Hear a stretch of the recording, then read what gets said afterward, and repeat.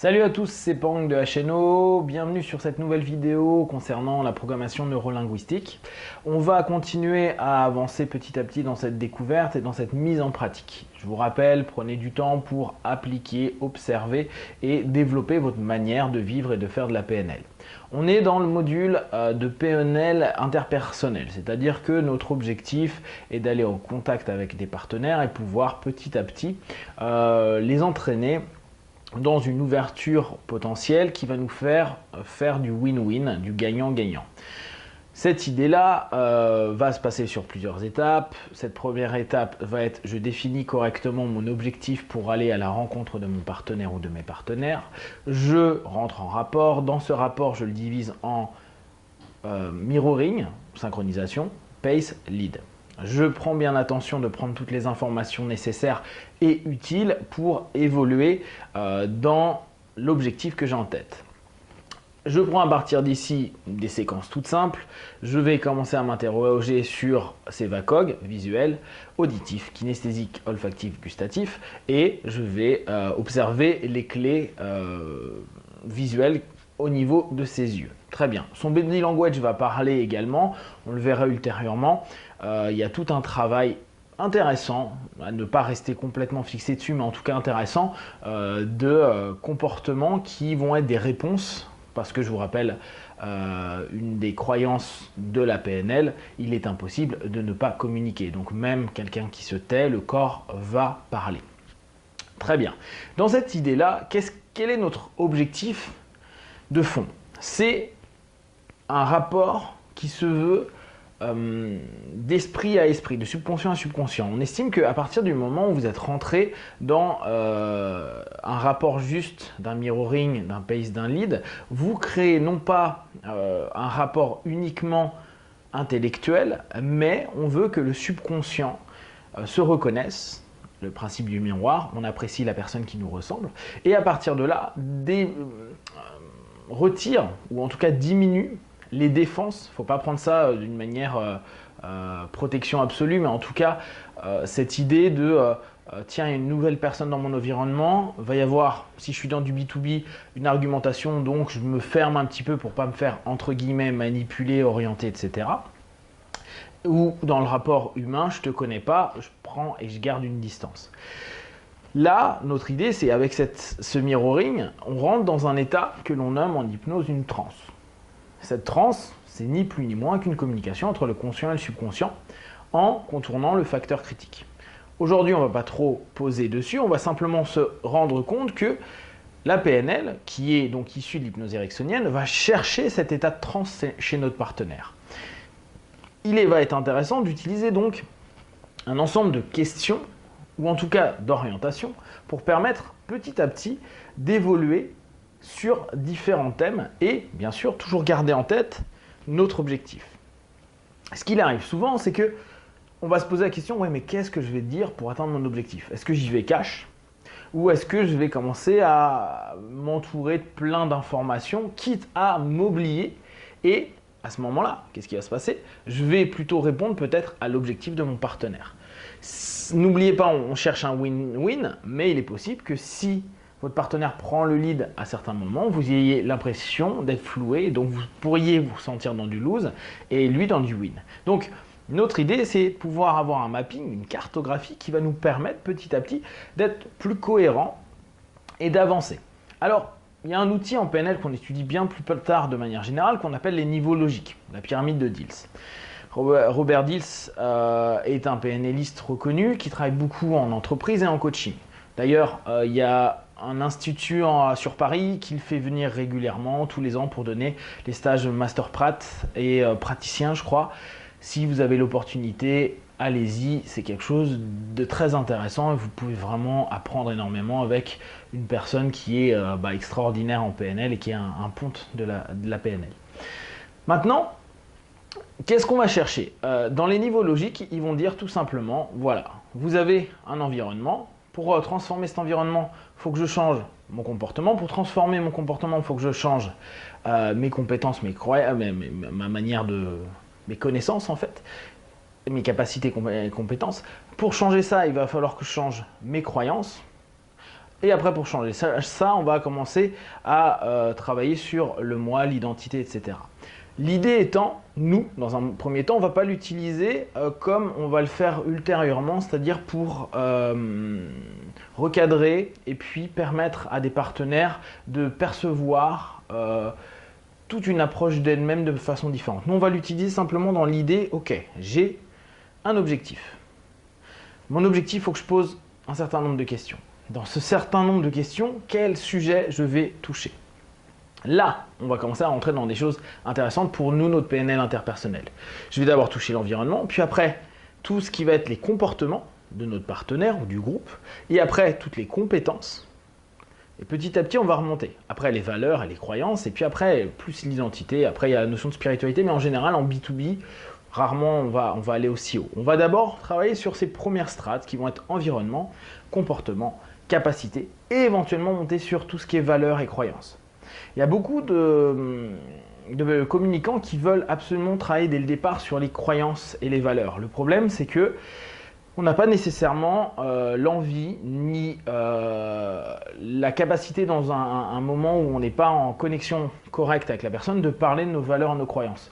On va facilement donner notre avis. Seulement les croyances fondamentales, on va dire fondatrices de nous-mêmes, vont être beaucoup plus délicates à prendre en compte.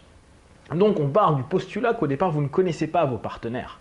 Et il va être intéressant de commencer à poser un ensemble de questions sur l'environnement dans lequel vous êtes. En général en B2B c'est relativement simple, sachant que vous connaissez le marché, vous savez votre produit, vous savez vos concurrents, vous savez éventuellement comment l'entreprise ou l'interlocuteur que vous avez en face de vous réagit par rapport à ce marché-là.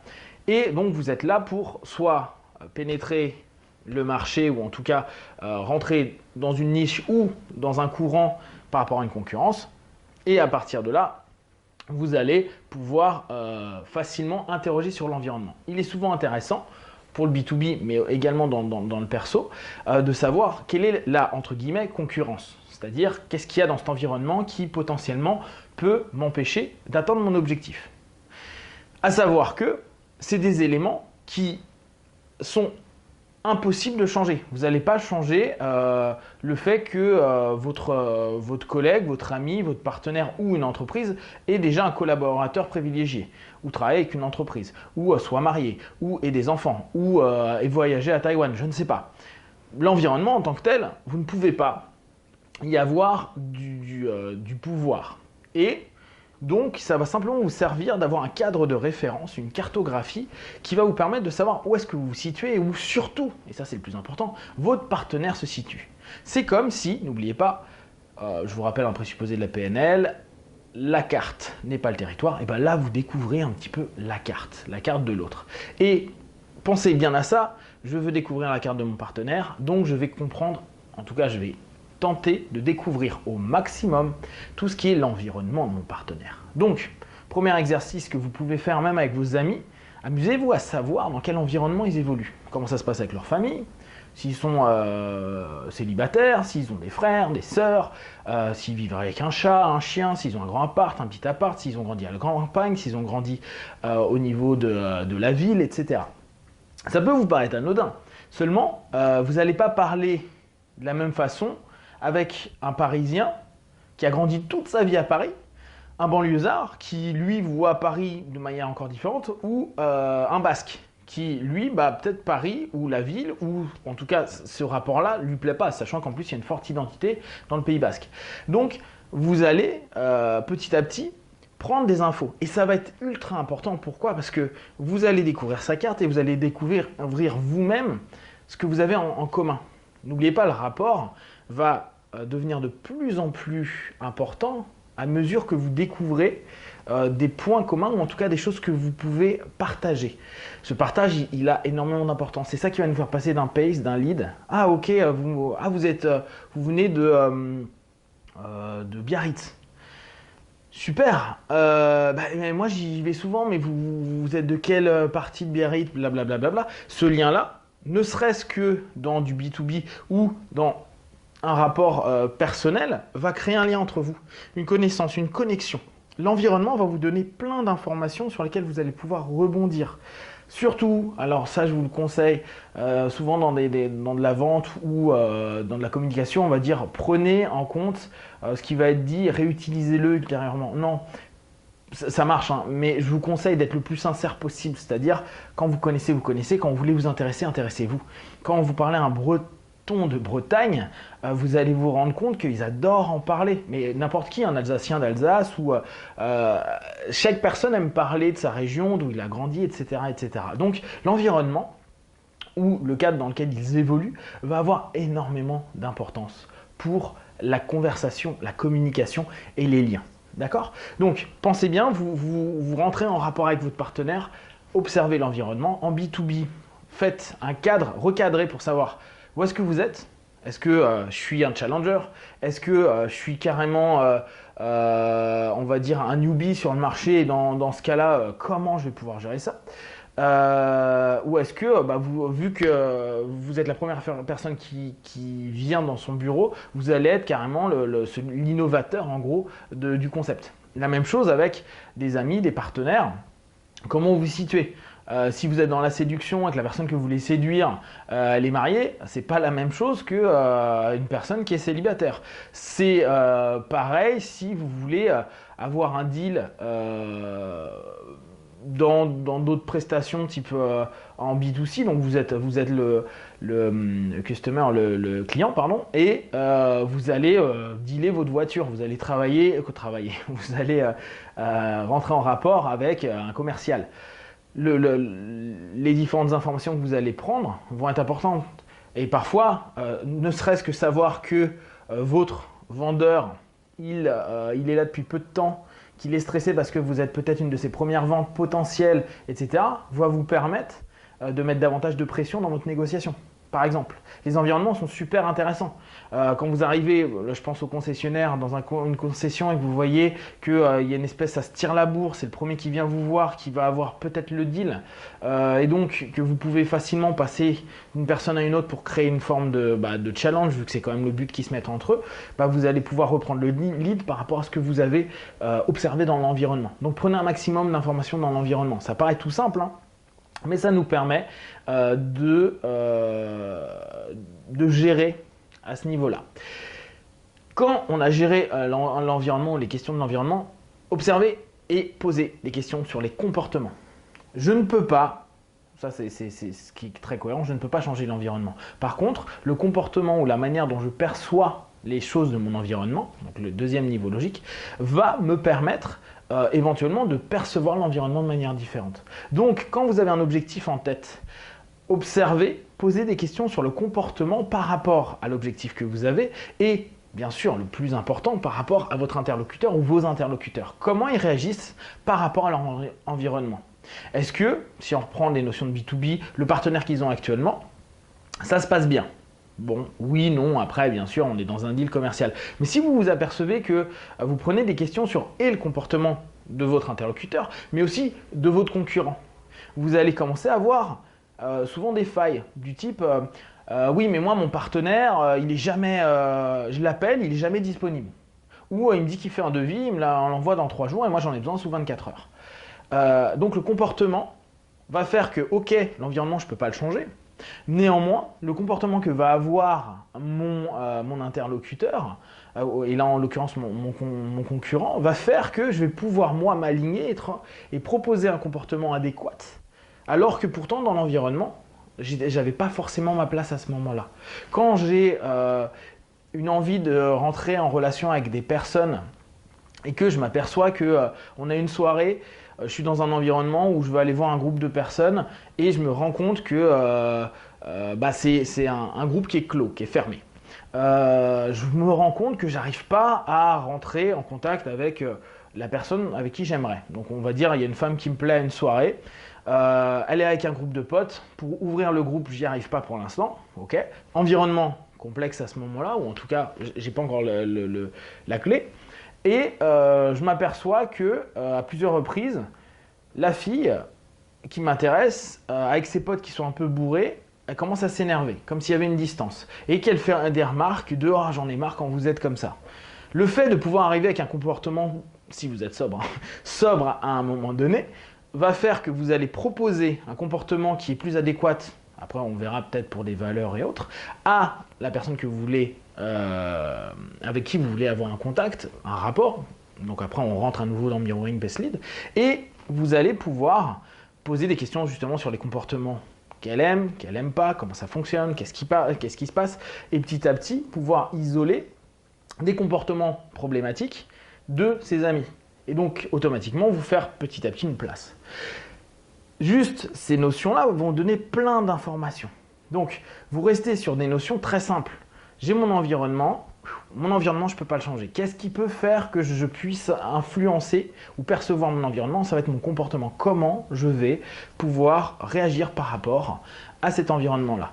Quand, on verra davantage ça sur le côté un peu coaching, thérapie à l'intérieur de soi, mais cette notion, quand j'arrive pas à changer le monde, ouais, bonne nouvelle, c'est un peu compliqué, mais ayez confiance. Votre comportement peut faire en sorte que je ne peux pas changer le milieu dans lequel je suis. Par contre, la prise de position que je vais avoir dans ce milieu-là va être différente. Et si je change mon comportement, je vais changer ma perception de l'environnement. Et à partir de là, je vais commencer à avoir une possibilité, au travers de mes comportements, de vivre différemment. Et donc, d'être moins susceptible d'être blessé, vexé, triste ou attristé par cet environnement-là. On le verra bien plus en profondeur. Mais votre comportement ou l'étude d'un comportement va permettre d'ouvrir un maximum de clés afin de trouver des solutions. Donc, nous, on va rester dans cette idée toute simple de je pose la question sur l'environnement. Après, je passe au comportement. Comment tu réagis vis-à-vis de ça? Comment tu vis ça? Depuis quand travaillez-vous avec ces partenaires-là? Est-ce que vos rapports sont bons? Vous les voyez combien de fois par mois? Qu'est-ce que tu fais en général de tes loisirs? C'est hyper basique, hein, ça vous paraît tout bête et tout, mais ça vous donne de l'info. Ok, comportement de j'aime aller au ciné, j'aime lire, vous avez un objectif de vous dire tiens, j'aimerais bien boire un café avec cette femme-là ou avec ce mec-là. Ok. Si la personne vous dit non mais moi je passe ma vie à la salle de sport, peut-être que le café c'est pas le truc où elle aimerait forcément aller. Peut-être une balade serait plus adéquate. Donc est-ce que vos objectifs vous pouvez les modifier ou est-ce que vous voulez absolument boire le café? Puis ça se trouve dans le comportement elle boit pas de café. Donc c'est pas quelque chose qui lui plaît. Et c'est là où vous allez devoir prendre un maximum d'infos et pouvoir réorienter. Donc toujours avec votre objectif, quel est mon objectif de fond? Et ce vers quoi je veux aller. N'oubliez pas, dans le principe de l'objectif, j'avais dit que c'était précis, réaliste, écologique, mesurable et il y a un point important, il faut pouvoir l'adapter ou le réadapter. Si vous ne pouvez pas, peut-être que la chose que vous vouliez mettre en place ne sera pas possible ou sera possible au travers d'une forme de manipulation où, à mes yeux, il va y avoir un win-lose à un moment ou à un autre. Et vous pouvez gagner de manière éphémère et si ça vous satisfait, faites-le. Moi, je vous conseille sur le long terme de plutôt travailler sur du win-win où là, clairement, vous allez avoir des choses beaucoup plus positives. Alors, après, on va juste voir une strate en plus des niveaux logiques. Je reviendrai dessus ultérieurement si vous avez envie pour continuer sur les niveaux logiques et les questions. Le troisième, ça va être, après le comportement, les compétences. Alors, compétences, connaissances, vous allez voir différents mots dans les bouquins, dans les schémas que vous trouverez sur Internet. Hein, vous pouvez en trouver un peu partout. Tapez pyramide de Diels ou niveau logique et vous allez voir, il y a des schémas bien faits qui vous montrent la pyramide avec les différentes strates. Donc, ok, le comportement, admettons que la personne elle soit obtuse sur quelque chose. Dans votre objectif, vous voyez que dans son comportement, il y a une forme de rigidité et vous ne pouvez pas passer outre ça. N'oubliez pas, vous êtes dans un rapport, il ne faut pas que votre rapport vous l'effilochiez trop parce que sinon vous allez perdre ce mirroring, cette synchro et tout ça, et ça allait partir. Vous n'allez pas réussir votre objectif. Bon, à la limite, si c'est pas important, c'est pas grave. Si ça devient important, vous pouvez peut-être mal le prendre.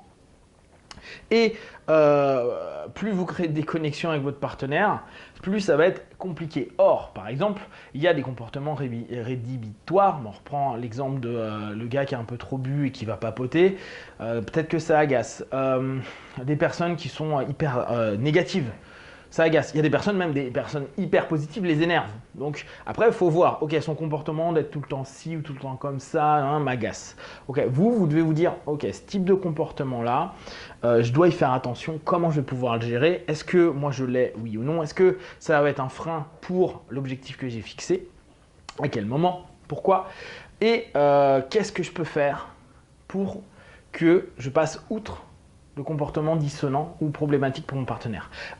À ce moment-là, il va falloir prendre l'information sur qu'est-ce qui ferait, donc quelle serait la compétence, la capacité, l'élément, l'information qui ferait que on arrive à passer outre. C'est-à-dire qu'on estime que pour transformer un comportement, il faut avoir des informations supplémentaires. Si vous avez toujours l'habitude de faire le même geste, tant qu'on ne vous apprend pas un nouveau geste, vous ne pourrez pas faire autre chose. Donc, il va falloir créer un ensemble d'informations pour savoir quel geste et quel apprentissage il faut mettre en place pour changer petit à petit le comportement pour après peut-être influencer l'environnement. Là, prendre de l'information sur justement les compétences qu'il va y avoir besoin, les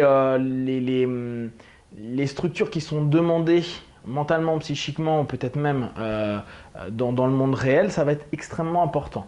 Dans le B2B, vous allez vous rendre compte qu'il y a certains comportements qui ne sont pas acceptés. Il faudra absolument, par exemple, venir en jean basket à certains deals. Il y a des moments, ça va être très très mal accepté.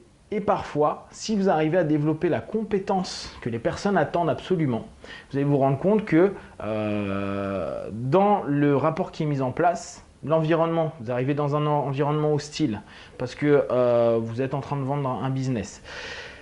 Votre comportement ne répond pas à ce qui est attendu, c'est-à-dire vous arrivez en jean basket alors que c'est costard cravate. La chose qui va pouvoir faire modifier le comportement, ou en tout cas la prise de conscience du comportement, va être la compétence que vous allez apporter et amener, qui parfois va complètement faire exploser toutes les strates inférieures des niveaux logiques, ce qui vous permettra, vous, à ce moment-là, de poser votre compétence et donc de réussir un deal. Ça arrive souvent dans les entreprises anglo-saxonnes où on peut avoir des responsables qui arrivent sans cravate, voire même en jean basket, pour des deals assez importants, mais parce qu'il y a une espèce la compétence qu'ils ont est marquée ou reconnue, et à partir de là, ça va lisser le reste. Donc, pensez, qu'est-ce qu'il faut que je fasse, que je connaisse, que j'apprenne, ou quelle compétence est attendue pour modifier soit mon comportement, si c'est moi qui est dissonant, ok, la personne vous dit, moi je déteste les personnes comme ça, vous vous rendez compte que vous êtes comme ça, tu dis, qu'est-ce qu'il faut apprendre, connaître pour pouvoir modifier mon comportement? Donc quel ensemble d'éléments extérieurs à moi je vais devoir incorporer et intégrer pour, n'oubliez pas, vous avez toujours votre objectif, atteindre l'objectif que je me suis fixé. À partir de là, votre partenaire, vous avez plein de questions à lui poser. Ouais, non, mais moi, j'aime pas ce type de comportement-là. Ok, mais comment il pourrait faire autrement? Il suffit qu'il aille s'acheter ci ou qu'il aille faire ça. Il pourrait apprendre à faire ci. J'aime pas comment il parle. On a l'impression que ci ou ça. Ok. Donc, vous allez simplement prendre l'ensemble des informations concernant les compétences qui sont requises pour répondre à la demande de votre partenaire. Donc ça, c'est important pour la compréhension de votre partenaire. Mais pour vous, ça va être extrêmement important de vous dire qu'est-ce qu'il faut que je change pour réussir à faire que mon ou ma partenaire ou mes partenaires soient en accord avec ce que je vais leur proposer par rapport toujours à l'objectif que vous êtes fixé. Et là, ça vous donne tout un autre panel de questions qui vont être vraiment importants. Donc, je récapitule. L'environnement, on va poser des questions dessus. Quand on s'aperçoit qu'on a à peu près le mapping, on va commencer à voir, ok, quel type de comportement est accepté, acceptable, lesquels sont attendus, lesquels sont refusés totalement. À partir de là, quelles sont les compétences qui sont requises, ou les connaissances, compétences qui sont requises par le partenaire ou les partenaires par rapport à l'objectif que vous êtes fixé, ou en tout cas l'environnement et l'ensemble du système que vous avez mis en place avec. Donc, dans tout ça, vous pensez toujours, ok, je continue mon synchro, je continue mon pace, je continue mon lead. Je vais leader quand je vais vraiment demander de plus en plus d'informations pour retourner en prise de réponse et comme ça, commencer petit à petit à m'adapter. Vous pouvez dans l'instant même vous adapter. vous voyez qu'une personne vous dit « Ah, ce genre de personnes-là m'énerve, ils sont toujours trop speed, etc. » et que vous avez l'habitude de parler très vite, à ce moment-là, vous allez vous poser et vous dire « Feedback direct, je dois m'adapter. » N'oubliez pas, vous devez constamment vous adapter. On ne doit pas rester rigide. La PNL et l'ensemble des systèmes de communication doivent s'adapter parce qu'on n'est pas en monologue. On est en contact avec un ou plusieurs partenaires. Donc à partir de là, on doit toujours s'adapter sans vous grimer. C'est ça qui va être un peu complexe et c'est là où il faut vous connaître au maximum et au mieux possible. Et petit à petit, vous allez y mettre votre patte et vous allez y mettre différents éléments et outils qui vont être importants. Vous allez pouvoir travailler quoi cette semaine? Vous allez pouvoir vous dire, ok, je vais voir mes potes, mes collègues, des inconnus, et je vais poser un maximum de questions sur l'environnement, sur les comportements acceptés, acceptables, ou en tout cas ces comportements. Vous pouvez faire interne, externe, c'est-à-dire les comportements attendus de la part de la personne vis-à-vis des autres, et les comportements que la personne elle-même approuve en elle et qu'elle apprécie. Et les compétences, la même chose, qu'elle approuve en elle et qu'elle aime bien, qu'elle met en avant, et ce qu'elle attend d'autrui. D'accord? Comme ça, ça vous donne un maximum d'infos. À ça, il ne faut pas oublier, vous continuez à rester en mirroring, en pace, en lead, vous observez la sémantique qui est en train d'être proposée. Est-ce que c'est kinesthésique, visuel, auditif, olfactif, gustatif? En tout cas, au moment où je vous en parle. Est-ce que c'est plutôt via l'imaginaire ou plutôt via du souvenir, on va dire, très concret? Est-ce qu'il est plutôt communication intérieure ou est-ce qu'il est plutôt sur d'autres facteurs? Là, ça va être intéressant. Ça commence à faire un paquet d'éléments. À tout ça, il faut toujours être connecté à la personne. Donc, si vous restez trop sur votre technique, vous allez vous perdre. Donc, restez vraiment sur le rapport. Ce qui m'intéresse, c'est toi, c'est vous, c'est votre projet, c'est tout ça. En gardant en tête, j'ai mon objectif et peut-être qu'en une fois, je ne pourrais pas. Peut-être en 5-6 fois, 5-6 rendez-vous, 5-6 rencontres, je n'y arrive pas. Be cool. Au départ, vous prenez votre temps. Vous prenez votre temps parce que vous devez assimiler petit à petit les compétences et les capacités que vous avez à l'intérieur de vous. Donc, prenez du temps pour ça. Prenez du temps toute la semaine pour ça. Si vous souhaitez qu'on continue à aborder les niveaux logiques avec les niveaux supérieurs, en l'occurrence ça va être les croyances, vous me le dites, on pourra aborder ça. À savoir qu'on le reverra ultérieurement sur un autre aspect. Si vous avez des questions, vraiment, vous m'envoyez un email ip.ose@gmail.com sur Facebook en commentaire. Vous m'envoyez un max d'infos pour que je puisse voir ce qui vous intéresse. J'ai bien noté que vous voulez une session sur le questionnement. Je vais prendre du temps là-dessus. N'oubliez pas que là, vous êtes en train déjà d'apprendre tout ce qui est questionnement. Et à partir de là, on va continuer à travailler sur différentes étapes, c'est-à-dire aller de plus en plus sur la notion de transe, comment je vais la gérer, comment je vais pouvoir créer une suggestion au travers du rapport que j'ai créé, du mapping que j'ai mis en place, parce que n'oubliez pas, ça reste un mapping. Et à partir de là, vous rendre compte que ça va pouvoir entraîner l'observation de votre partenaire, éventuellement voir les body language, les micro-expressions. Là, on reste vraiment sur une partie de la PNL qui est interpersonnelle, donc vraiment avec des notions de connexion avec les gens, mieux communiquer avec. Éventuellement, également apprendre petit à petit tous les ancrages qui peuvent exister et mettre en place un maximum d'infos pour que vous puissiez vous le mettre en concret. Je vous rappelle, le plus important, c'est que vous créiez du réel. Donc à partir de là, je vous conseille réellement d'agir dans cette dynamique et vous allez vous rendre compte que petit à petit, ça va être de plus en plus simple. Si ça vous plaît, vous partagez. Vous prenez un moment pour vous, pour partager avec vos partenaires, avec vos amis, avec votre famille. Et la prochaine fois, je continuerai sur ces dynamiques et surtout sur les questions que vous me posez parce que je veux que ce soit un cours interactif pour que ce soit utile pour vous. Si je fais des vidéos juste pour m'entendre, ça n'a pas d'intérêt. À très bientôt. Ciao.